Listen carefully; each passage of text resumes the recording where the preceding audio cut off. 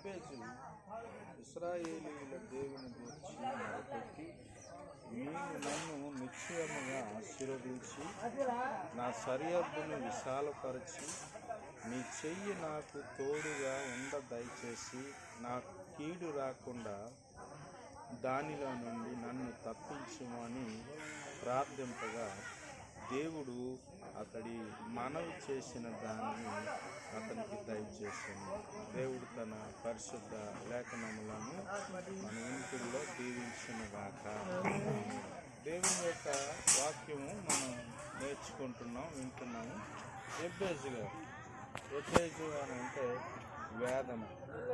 అతను తల్లి అతను కన్నప్పుడు ఎంతో వేదన పడి అతను కన్నది, అందుకే ఎబ్బేజు అని పేరు పెట్టారు. అయితే ఎబ్బేజు గారు ప్రార్థన చేస్తున్నారు.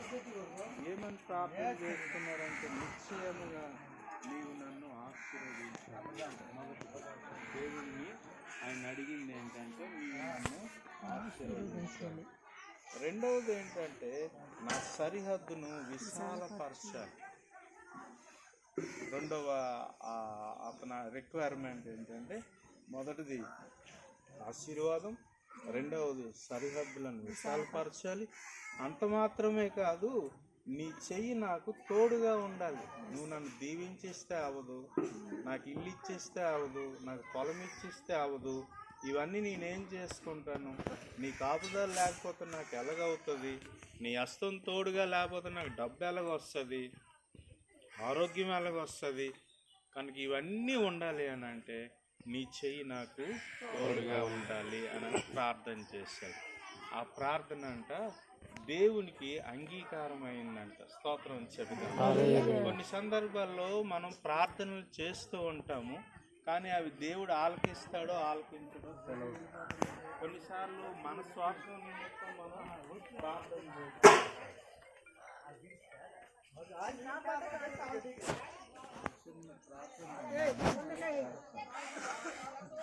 అనగా మనం చేసే ప్రార్థన దేవునికి అంగీకారంగా ఉండాలి. మరి దేవుని సేవకులు, మరి మన ప్రియులు, మాకు ఎంతో అత్యంత ప్రియమైనటువంటి డేవిడ్ పాస్టర్ గారు, వాళ్ళ భార్య, వాళ్ళ పిల్లలు, మరి చిన్న ఇంట్లో పడిపోతున్నటువంటి ఇంట్లో ఎన్నో సంవత్సరాలు మాకే చూసినప్పుడల్లా చాలా బాధ అనిపించేది. ప్రభువా వీళ్ళకి మంచి గృహం అనుగ్రహించండి ప్రభువా అని మేము ఎప్పుడు ప్రార్థన చేసేవాళ్ళం. నా భార్య కూడా అంటుండేది. అయితే దేవుడు మరి ఎబ్బేజు చేసినట్టుగా వాళ్ళు కూడా ప్రార్థన చేశారు. వాళ్ళ ప్రార్థన దేవుడు అంగీకరించాడు. దేవునికి స్తోత్రం. అంగీకరించడం మాత్రమే కాదు, ఆయన వాక్యంలో చెప్పినట్లు విశాలపరిచాడు. ఇప్పుడు నేను ఈ స్థలం చూసేసరికి పాస్టర్ గారిదా ఎవరి దగ్గరికి వచ్చానా అనిపించింది. ఎన్నాళ్ళు ఆ ఇల్లుని చూసి ఇంత కావాలనుకున్నాను. మేస్త్రి గారు అంటున్నారు, కాదు సార్ ఇదంతా చేసేసరికి ఇంత వచ్చింది అని అంటున్నారు. మరి 26 అడుగులు పొడుగు, 40 పొడుగు, 24 వెడల్పు. వా, మరి ఎబ్బేజుకి ప్రార్థన విన్నట్టుగా విశాలపరిచాడు. ఇంకా విశాలపరచును గాక. గృహం మాత్రమే కాదు, వారి కుటుంబాన్ని, వారి సంతానాన్ని, అలాగే వారి సంఘాలని విశాలపరిచి దేవుడే కార్యము జరిగించునుగాక. మరి ఇది చాలా ఖర్చుతో కూడినటువంటి పని.